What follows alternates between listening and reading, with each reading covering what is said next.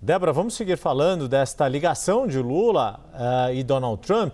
Agora vamos conversar com Josemar Franco, gerente de comércio internacional da consultoria BMJ. Muito bem-vindo, meu caro. Quero, primeiro de tudo, te perguntar como que esses sinais de aproximação, de que há ainda diálogo e interesses de cada um dos lados, da parte dos dois presidentes, o fato de se ter uma conversa aí, como a gente destacou, de cerca de 1h30, qual é a expectativa para que isso se traduza em resultados concretos ou o que esta conversa indica no atual momento? Boa tarde, Yuri. Boa tarde, Débora. Como sempre, é um prazer falar com a CNN. Essa é uma demonstração positiva, Yuri, porque nós estamos passando por um momento de entraves, né, na relação bilateral entre o Brasil e os Estados Unidos, e nós sabemos que esse contato de alto nível com a administração Trump é muito importante. Então, uma nova chamada de mais de 1 hora entre o presidente Lula e o presidente Trump pode, de fato, destravar as conversas técnicas que foram encerradas, né, após a aplicação das novas tarifas dos Estados Unidos contra o Brasil, tanto no âmbito daquela investigação específica, né, da seção 301 contra o Brasil, mas também da seção 301 que englobou outros mercados além do Brasil. Josemar, obrigada por essa entrevista mais uma vez. O que uma reabertura de negociações, como o próprio Trump propôs, pode significar para as empresas e também para os consumidores? Débora, muitos setores estão sendo muito afetados pelas tarifas dos Estados Unidos, então cabe nós lembrarmos que há uma lista de exceções das tarifas que foram implementadas pelos Estados Unidos contra o Brasil, o que foi uma boa notícia, né, para diversos setores da economia brasileira, setores importantes do agronegócio e da indústria, mas há aqueles setores que ainda são afetados pelas tarifas. Então, para esses setores é um alívio, porque atualmente você não tem a previsibilidade, né, de qualquer nova inclusão na lista de exceções que foi criada, e essa nova aproximação do governo brasileiro com o governo norte-americano pode representar, sim, uma ampliação desse canal de diálogo e uma possibilidade tanto de uma revogação dessas tarifas, mas também, quem sabe, né, uma ampliação da lista de exceções.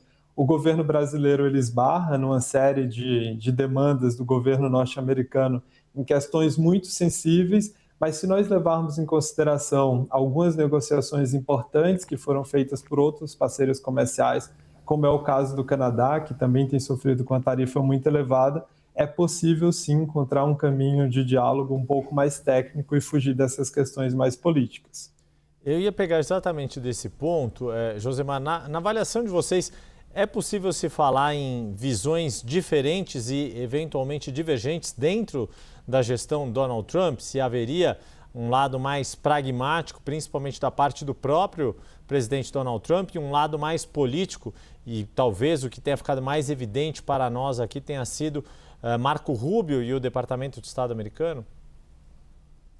Yuri, de fato, há um viés ideológico muito forte na atual administração dos Estados Unidos, então muitas vezes a tecnicidade que nós conhecemos de órgãos que cuidam de comércio internacional nos Estados Unidos, como o USTR, o próprio Departamento de Comércio, foi deixada de lado, mas ainda há assim como criar essa via do diálogo. Então, no caso do Canadá, por exemplo, a gente viu que quando o Canadá trouxe concessões comerciais, né, mais técnicas e estruturadas, eles também conseguiram fugir, né, da pressão política que os Estados Unidos estavam fazendo. Cabe nós lembrarmos que o presidente Trump começou o seu atual mandato falando que transformaria o Canadá no 51º estado dos Estados Unidos. Então é óbvio que a situação brasileira é muito diferente.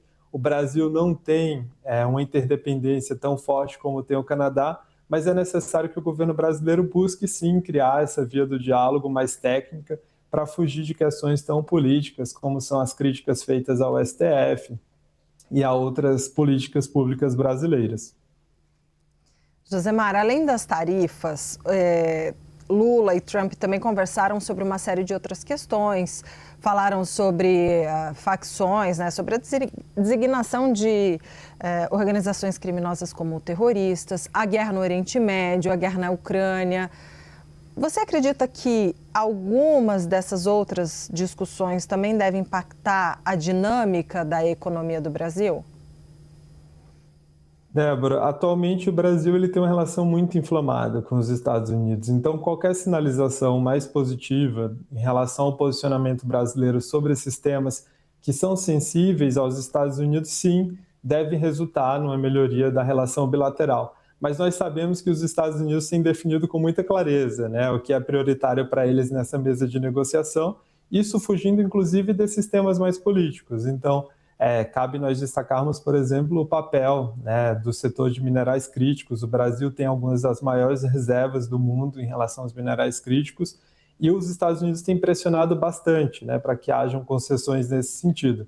Então, sim, né, uma mudança do posicionamento brasileiro em relação a alguns desses temas, dos conflitos nos quais os Estados Unidos está envolvido atualmente, como é o caso da guerra entre a Rússia e a Ucrânia, o conflito com o Irã, isso ajudaria a uma melhoria do cenário atual inflamado na relação bilateral, mas esses pontos, né, mais específicos da relação com o Brasil são mais prioritários para que, de fato, a agenda bilateral avance e a gente deixe de lado toda essa inflamação.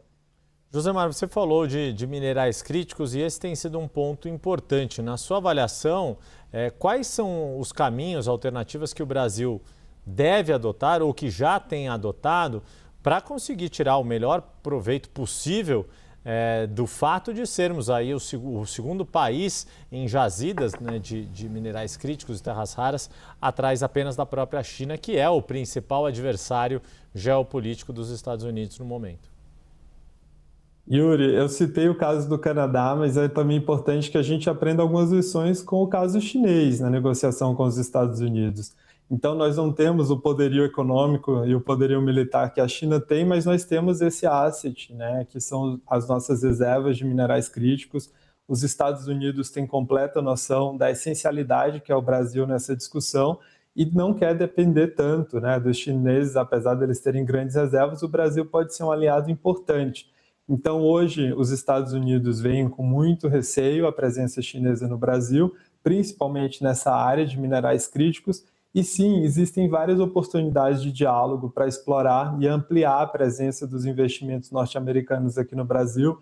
É óbvio que a soberania nacional não deve ser deixada de lado, né? A negociação ela precisa ser muito concisa e objetiva, atendendo aos interesses dos dois lados, mas há a possibilidade sim de ampliação dessa cooperação no âmbito dos minerais críticos. Nós estamos vivendo um período eleitoral aqui no Brasil, então esse tema se torna ainda mais sensível. É pouco provável que o governo brasileiro faça grandes movimentações nesse sentido, mas encontrar um caminho técnico de cooperação nesse tema vai ser fundamental para destravar essas tensões bilaterais.